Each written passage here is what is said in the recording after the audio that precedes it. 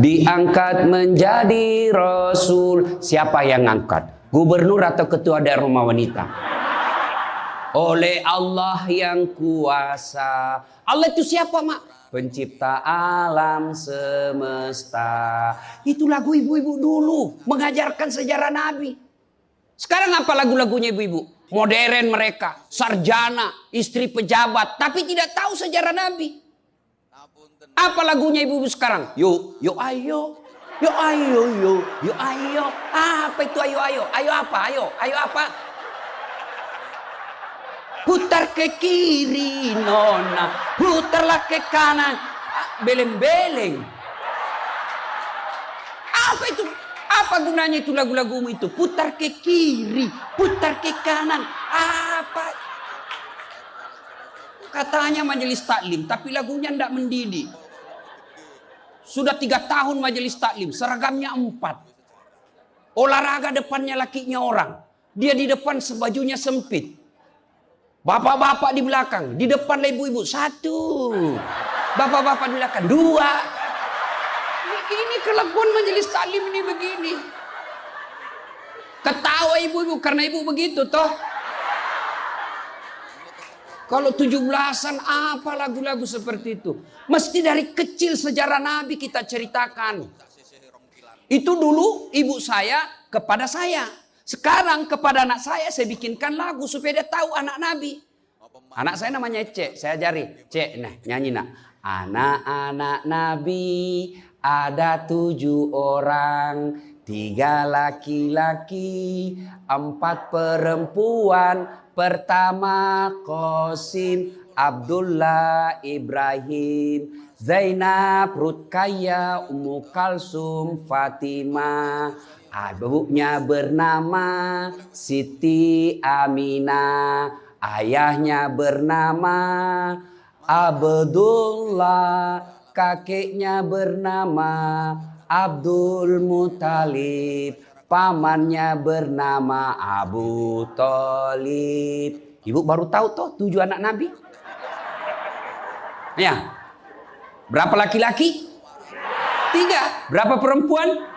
Anak pertama? Qasim.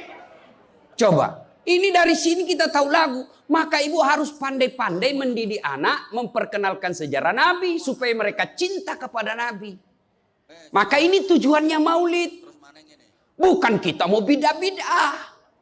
Sekarang ada juga baru belajar agama 2 bulan. Itu pun melalui YouTube. Seolah-olah dialah menjadi panitia hari kiamat. Ini maulid bid'ah. Tidak ada pada zaman Nabi. Tidak ada pada zaman sahabat. Pada tabi'in, tidak ada semua itu. Saya bilang, bos, memang tidak ada pada zaman Nabi. Tidak ada pada zaman sahabat. Kenapa? Mereka hidup sesama dengan Nabi. Mereka lihat Nabi. Segar ikatan mereka soal Nabi. Mereka tahu sejarah Nabi. Jadi tidak perlu dituturkan. Sekarang kita sudah 1400 tahun yang lalu. Banyak umat Islam. La ilaha illallah. Muhammad Rasulullah. Tapi dia tidak tahu siapa anaknya Nabi. Maka perlu kembali diingatkan. Jadi kalau orang mau maulid, hargai. Jangan malah dibilang sesat. Masuk neraka. Nenekmu punya neraka. Yang paling enak, yang tidak mau maulid silahkan. Tidak usah. Yang maulid silahkan. Yang maulid ini jangan kau tuduh mereka sesat. Ayo kita saling memuliakan, menghargai sesama muslim. Ya, ini 1 maulid. Yang kedua, ibu-ibu, bagaimana kita maulid ini bisa menjadi bawa pulang, diamalkan. Apa yang diamalkan? Ayo kita sejarah kisah-kisah Nabi saja dulu. Ya, paling gampang sudah. Berapa istri Nabi? Berapa? Ini ibu biar tahu, enggak mau duga dia jawab ini. Berapa? 11. Coba lihat. Istri pertama namanya Khadijah. Tua berapa tahun? 15 tahun lebih senior dari Nabi. Sebelum menikah dengan Nabi, beliau paling kaya di Mekah. Paling kaya di Mekah. Menikah dengan siapa? Muhammad bin Abdullah. Pegawainya waktu itu, karyawannya. Lalu Khadijah selalu cerita-cerita kelebihan Muhammad kepada asistennya. namanya Nafisah. Asistennya, dia selalu cerita, ini Muhammad baik, jujur, kinerjanya bagus, disiplin, sopan ngomong, nguntung juga baik. Nafisah paham, oh bunda ini senang sama Nabi Muhammad. Waktu itu belum jadi Nabi. Akhirnya apa? Nafisah jadi tim sukses. Tapi bukan tim sukses pilkada. Disuruh bikin baleho 10, cuma 5 dia bikin, hilang 5. Ya kan? Ini Nafisah datang kepada Muhammad. Muhammad, bagaimana kalau ada perempuan suka kamu? Alhamdulillah. Tapi ini perempuan lebih senior dari kamu. Tidak ada masalah. Lebih tua 15 tahun. Tidak ada masalah. Tapi dia sudah 2 kali janda. Tidak jadi masalah. Tapi dia bosmu, tidak jadi masalah. Yang jadi masalah, benar tidak dia senang sama saya? Kata Nafisah, tenang mas bro, saya punya urusan. Jangan lagi cari dah hadis mas bro, tidak ada. Lalu datanglah Nafisah kepada Khadijah. Bunda, bagaimana menurut bunda kalau ada laki-laki senang bunda? Alhamdulillah, terbuka jodoh. Tapi ini lebih muda dari bunda, tidak jadi masalah. Lebih muda 15 tahun, tidak jadi masalah. Tapi dia anak buahnya, tidak jadi masalah. Yang jadi masalah, benar tidak dia senang sama saya? Kata Nafisah, tenang bunda, saya punya urusan. Ini namanya tim sukses yang tidak mempermalukan kedua belah pihak. Coba kalau Nafisah mau memanfaatkan situasi. Maka dia datang kepada Muhammad. Muhammad, dia suka kok bos. Tenang aja, ambil semua hartanya. Dia terlalu senang sama kamu. Nafisah kan tidak.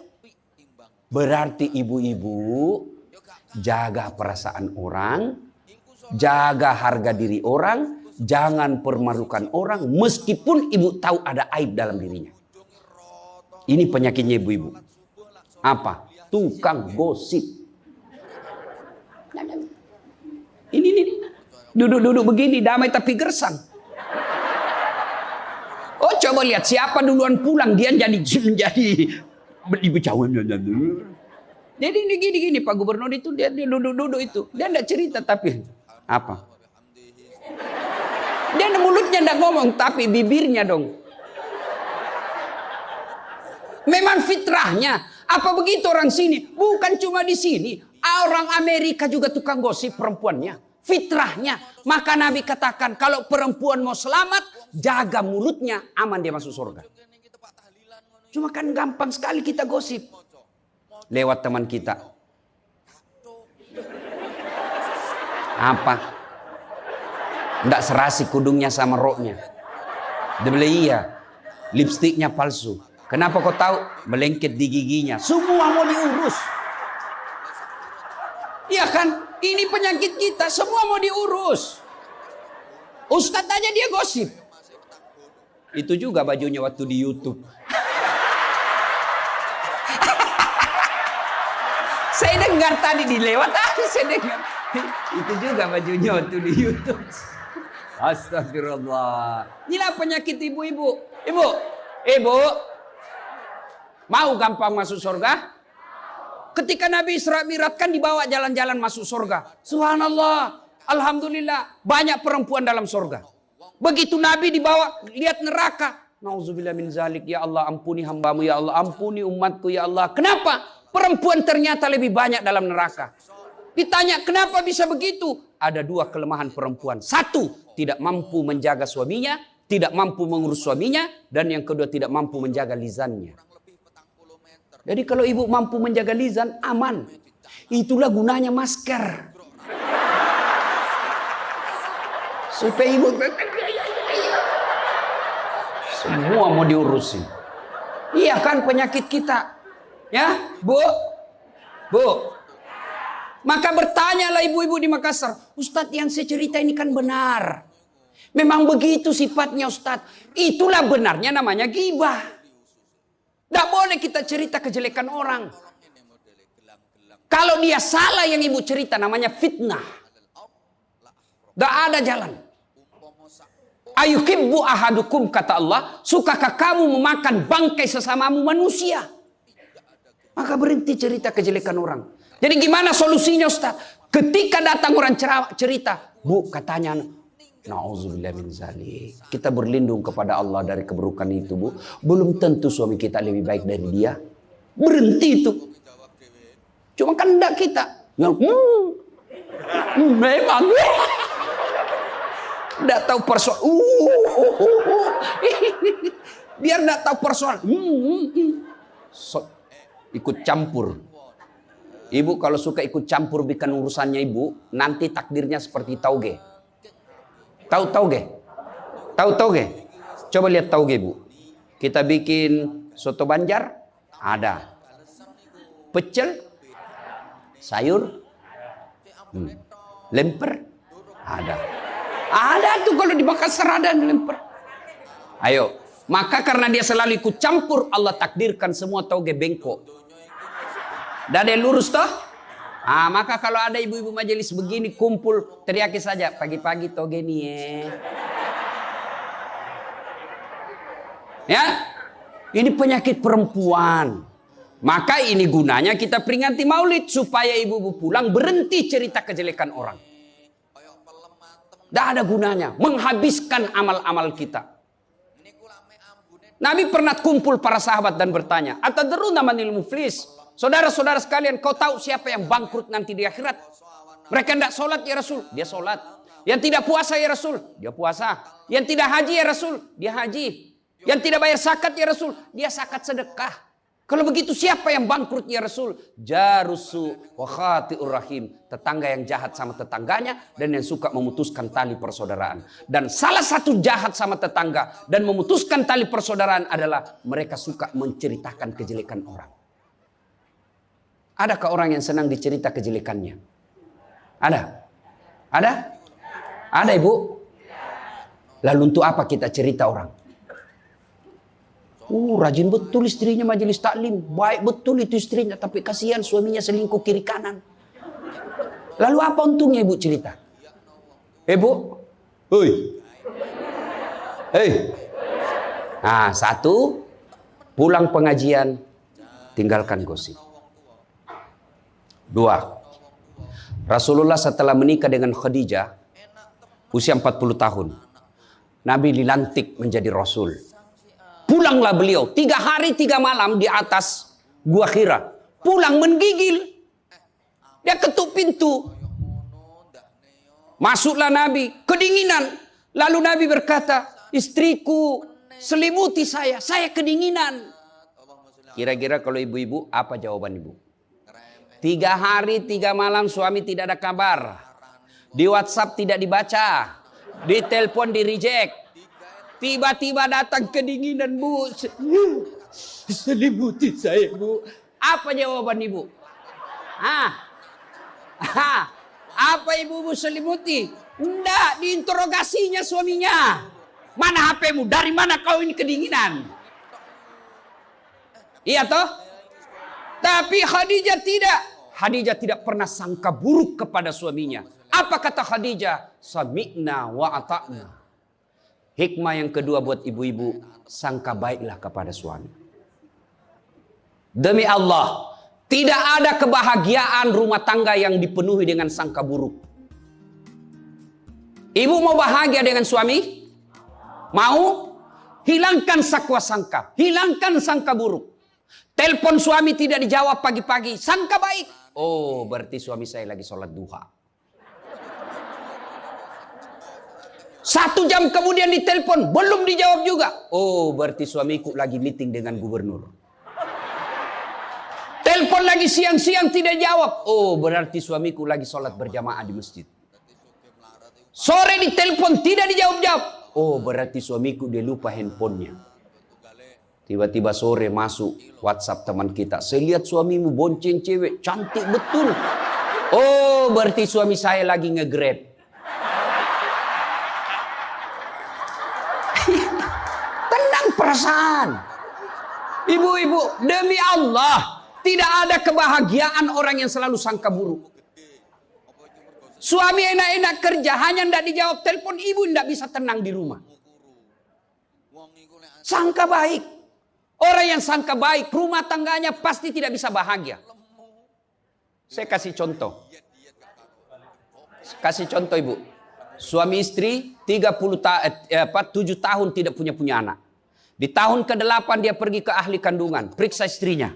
Wih, alhamdulillah, kata dokter, ibu sudah terlambat 2 bulan. Senang betul. Dia teleponlah suaminya, Pak, alhamdulillah hasil pemeriksaan saya sudah terlambat 2 bulan. Tapi Pak, jangan cerita-cerita dulu ya. Malu kita nanti kalau tidak jadi lagi.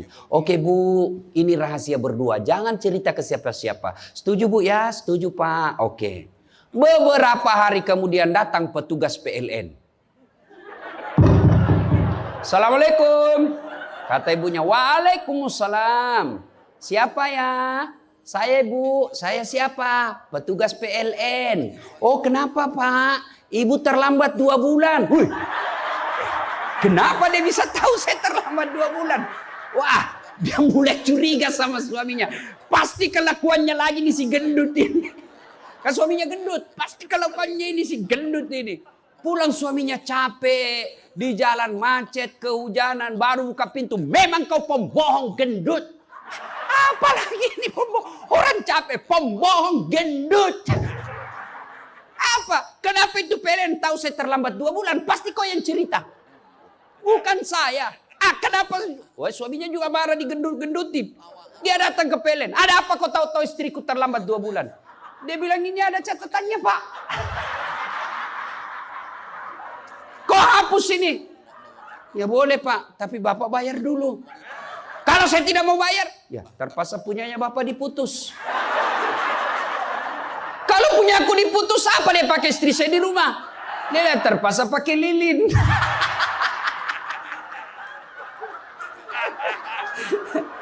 Inilah bahayanya sangka buruk. Bu. Halo Ibu.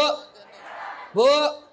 Salatullah salamullah ala toha Rasulillah. Salatullah salamullah ala yasin habibillah. Oleh-oleh kedua pulang maulid, hilangkan sangka buruk. Tidak ada kebahagiaan orang sangka buruk. Begitu juga kepada pimpinan kita. Kok saya dimutasi? Sangka baik. Saya tadinya kok kepala dinas menjadi staf ahli. Berarti Bapak dianggap ahli. Ini staf ahli kan enak. Ahli yang tidak ada stafnya. Sangka baik. Oh berarti Pak Gubernur merasa saya perlu istirahat, banyak berpikir. Sangka baik. Jangan pernah sangka buruk. Tidak ada kebahagiaan orang yang sangka buruk. Sangka baik. Saya dalam hidup saya, betapa banyak Allah kasih pelajaran. Saya baru tahu maksud Allah yang baik setelah beberapa saat berlalu. Begitu ada kejadian sangka baik saja. Tunggu akan muncul. Oh ini maknanya ini. Tamat SMA kan saya daftar polisi Bu. Tentara. Akabri. Begitu tes fisik. Tidak lulus. Kenapa? Ceper. Tidak cukup tinggiku Bu. Saya protes kepada Allah. Ya Allah kenapa kau lahirkan saya dalam keadaan pendek. Kau tidak jadi rugi jadi Tuhan kalau saya jadi tentara. Teman saya lulus waktu itu Bu. Dia sekarang polisi 2 bunga. Reserse. Baret merah. Saya lulus pakai baret putih. Alhamdulillah jadi ustadz. Alhamdulillah karena baret putih saya pakai. Mulai baret hiram sampai baret merah. Saya ceramai semua. Yang terbaik. Gubernur sebelumnya kepala dinas. Tiba-tiba kita tidak ada jabatan. Sangka baik. Itulah hidup. Jangan pernah sangka buruk. Begitu juga kepada suami. Sangka baik. Tidak ada ketentraman bagi rumah tangga yang selalu disertai sangka buruk. Dan ibu enaknya jadi istri. Karena ibu tidak tanggung dosanya suami. Saya bilang sama istri saya, Mama nyecek. Kan ibu-ibu sekarang suka sekali periksa handphone. Untuk apa periksa handphonenya suami Bu? Coba jelaskan saya, untuk apa? Ayo yang suka periksa handphonenya suami ini. Untuk apa Ibu? Setelah tahu ibu mau apa?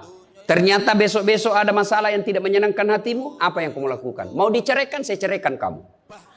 Daripada kau menderita mendampingi saya, sudah, kita selesaikan baik-baik. Dan kau tidak mungkin Kuceraikan kau pagi, sore saya sudah dapat. Nah sekarang apa maumu? Sakit hati aja. Ayah. Dan hebatnya perempuan Islam, kalian tidak menanggung dosanya suami. Kalian tidak akan menanggung dosa suami. Ya, beda kalau laki-laki. Kalau laki-laki, dosa istri kita tanggung. Kalau suami menanggung dosa istri. Istri tidak pakai jilbab, istri tidak sholat, istri tidak puasa, istri tukang gosip, istri suka keluyuran. Suaminya ditanggung dosanya nanti. Ku ampusakum wa ahlikum nar. Beda istri. Suami pezina, suami koruptor, suami narkoba, suami penjudi, suami tukang tipu. Ibu tidak tanggung dosanya suami. Itulah enaknya jadi perempuan Islam. Bahkan kalau dia sholat, dia puasa Ramadan, dia jaga harga dirinya, dia patuhi suaminya. Kata Nabi, tadahulul jannati bisalam. Silahkan ibu mau masuk pintu surga mana saja. Makanya sangka baik saja, tidak usah sangka buruk. Ada ibu-ibu curhat sama saya tengah malam, Ustaz. Mohon solusinya Ustaz. Saya sudah tidak tahan. Kenapa ibu? Dia bilang saya sudah tidak tahan. Saya minta solusinya Ustaz. Saya sudah tidak tahan. Memang kenapa? Saya ini sudah 21 tahun menikah Ustaz. Tidak tahan. Saya bilang dalam hati. 21 tahun tidak tahan. Inilah kadang-kala ibu-ibu kalau ngomong tidak masuk di akal. Ya memang Allah fitrahkan itu manusia, laki-laki itu lebih banyak akalnya, perempuan lebih banyak perasaannya. Maka kalau perempuan ngomel, dengar saja Pak, tidak usah dijelaskan apa dia mau. Dengar aja, karena memang dia cuma mau didengar. Dengar aja, oh, ya, dengar aja, dengar. Tapi tidak tahan saya Ustadz, ya tidur. Rumus menghadapi perempuan itu, ilmu paling efektif, sabar. Tidak ada sudah kalah itu ilmu sabar. Diam, tidak usah dijelaskan. Biar dijelaskan, tidak masuk di akalnya. Apalagi kalau dia sudah bilang, pokoknya. sudah Pak, lebih diam aja. Pokok, sudahlah. Dijelaskan satu, muncul pertanyaan dua. Dijelaskan tuntas yang dua, muncul lagi pertanyaan tiga. Sudah tuntas semuanya, dia ungkap lagi yang 5 tahun yang lalu.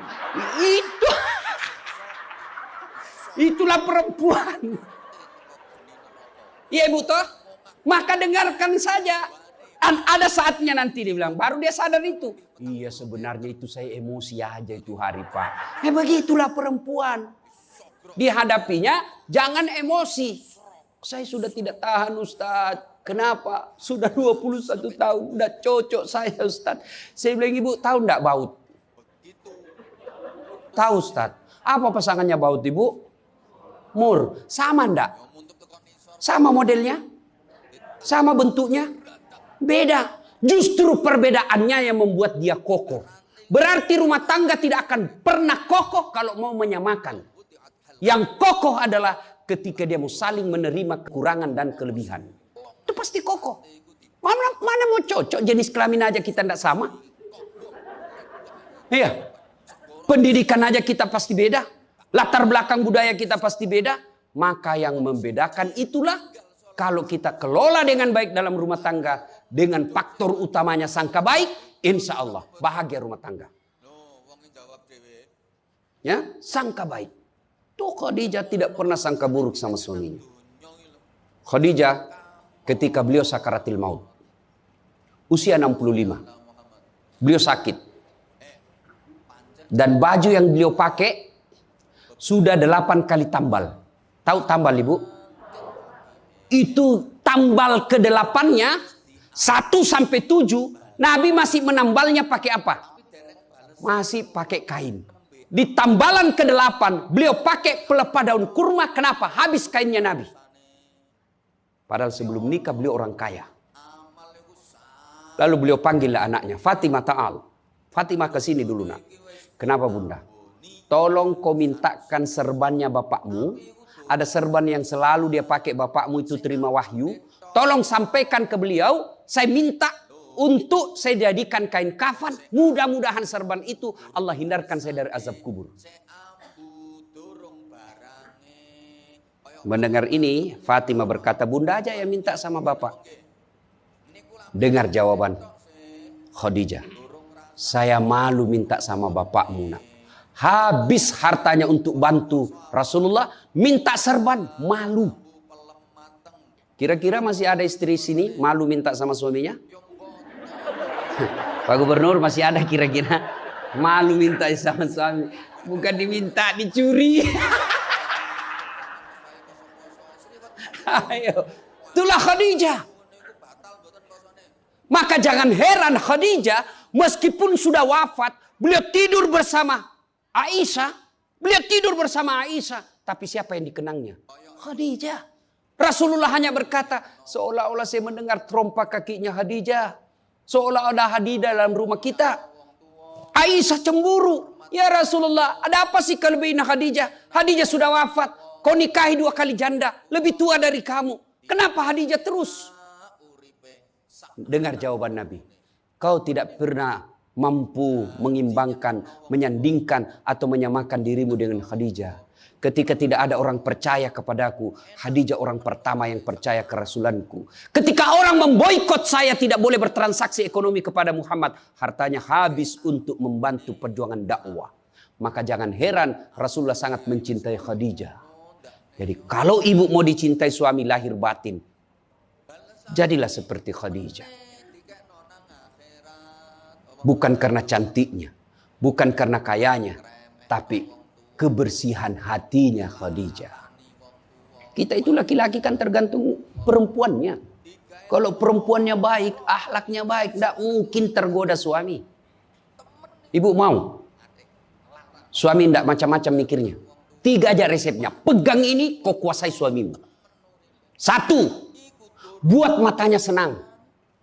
Artinya apa? Ibu penampilan cantiklah di depan suami. Kalau suami senang selalu pakai baju merah, pakai itu baju merah tiap hari. Kalau suami senang warna-warna emas, pakailah itu tiap hari. Ya. Tapi saya tidak senang warna begini, Ustaz. Bukan untuk ibu, tapi untuk menyenangkan suami. Dandannya seorang istri, menyenangkan hati suami. Itu ibadah buat seorang wanita. Yang kedua, buat perutnya senang. Bagaimana caranya? Bikinlah masakan kesenangan suami. Kalau tidak bisa tiap minggu, sekali sebulan. Ketika terima gajinya suami, terima honornya suami, ya WhatsApp suami, SMS suami, telepon suami. Bang, jangan makan di luar hari ini. Hari ini saya masak spesial buat abang. Masakan kesenangan saya sudah siapkan di rumah bang. Aman bang, jangan makan di luar. Ini hari spesial buat abang. Senang kita jadi suami. Itu saya kalau terima SMS WhatsApp begitu, mamanya C di rumah dia goreng baru dia kirim. Rasanya kita mau cepat pulang. Ibu pernah WhatsApp suaminya begitu? Paling di WhatsApp, bang jangan lupa singgah beli telur. Bang habis gas.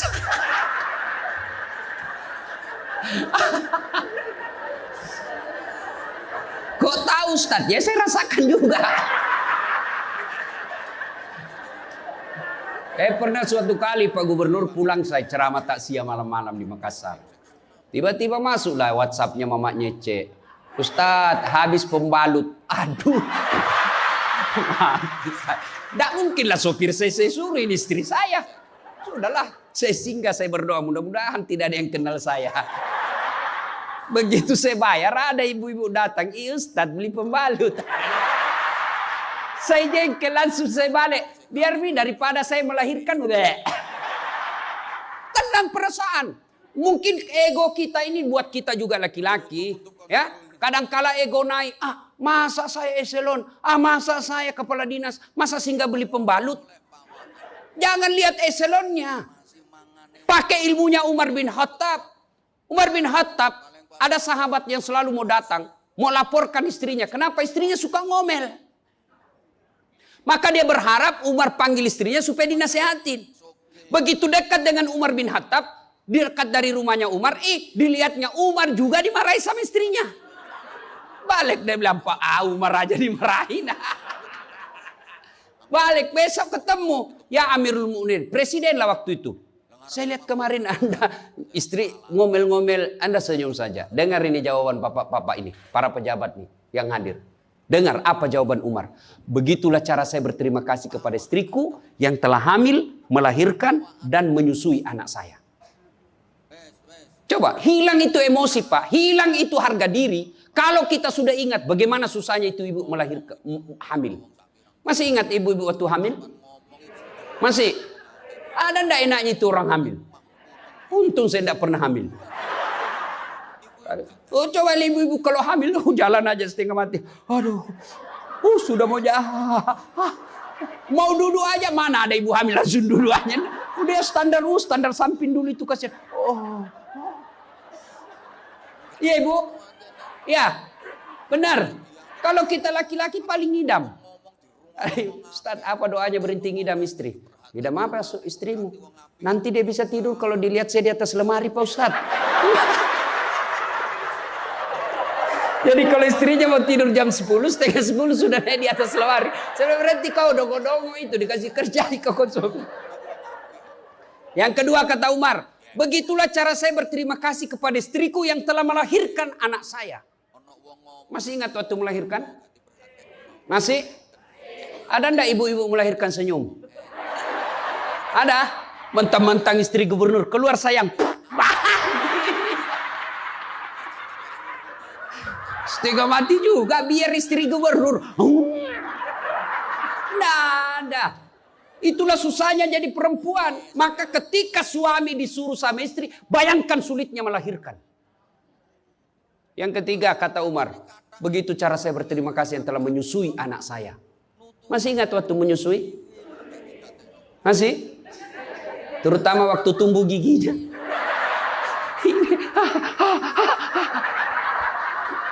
Masih ingat tak?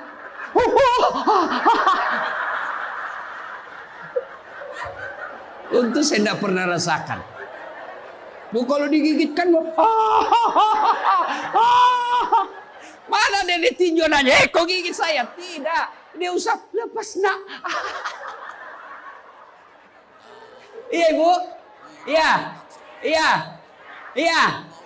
Siang anaknya, malam.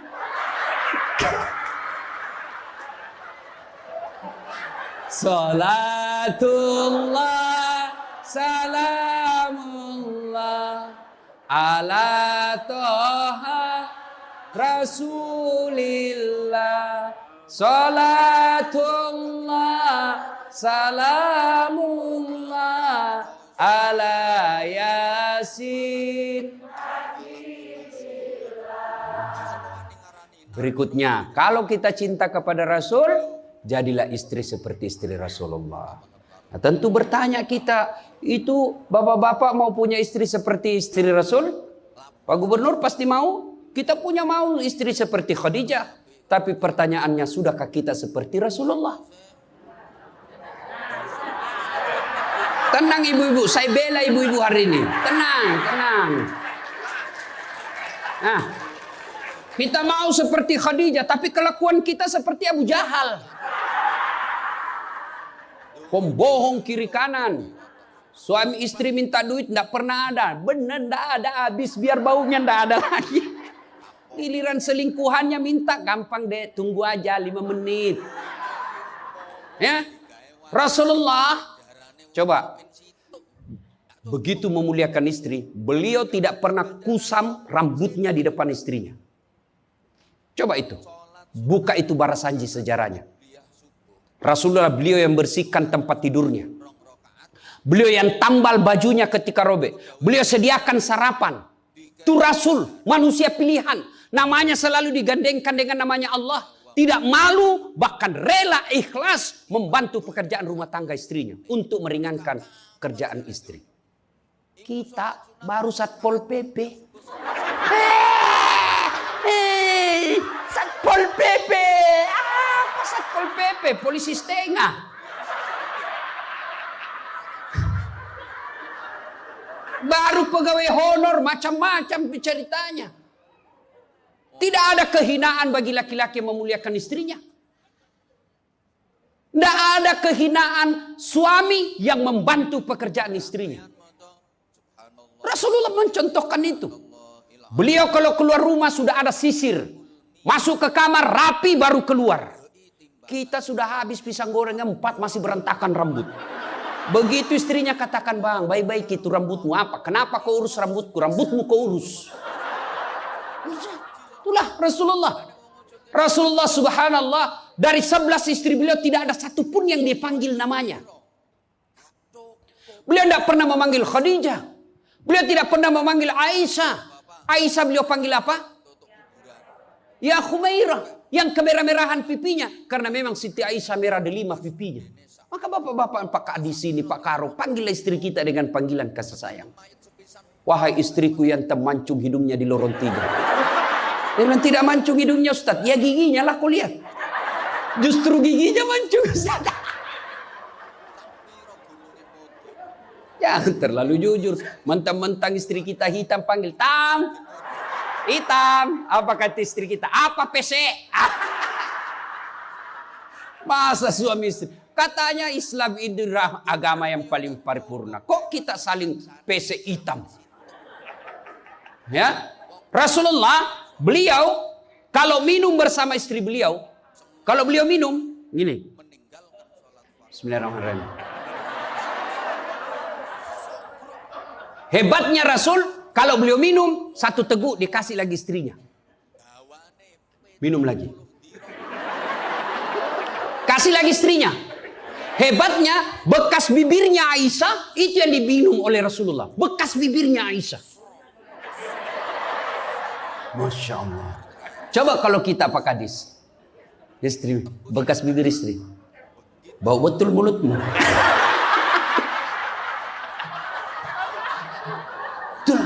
Maka kalau ibu bapak mencontoh Rasulullah, maka rumah tangga pasti bahagia. Dia bukan cuma surga akhirat menunggunya. Di dunia dia sudah dapatkan surga. Nggak usah ikut parenting. Quality time. Apa itu? Belajar saja sama diri Rasulullah.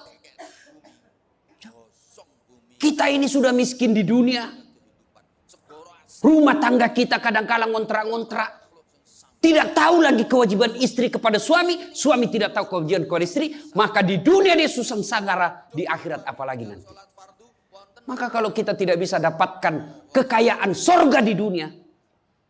Dengan harta. Maka dapatkan kebahagiaan itu dengan memperbaiki hati dalam rumah tangga. Suami tahu kewajiban kepada istri. Istri pun melaksanakan tugasnya kepada suaminya. Itu Rasulullah. Rasulullah subhanallah. Manusia mulia tidak pernah menghina istrinya. Maka jadilah suami seperti Rasulullah Muhammad SAW. Ibu bapak saudara-saudara sekalian. Suatu kali Umar bin Khattab menangis. Tiba-tiba ketawa lagi. Menangis lagi. Datanglah sahabat bertanya. Wahai Umar, kok sudah gila apa? Umar waktu itu sudah jadi presiden. Beliau katakan, bagaimana saya tidak ketawa?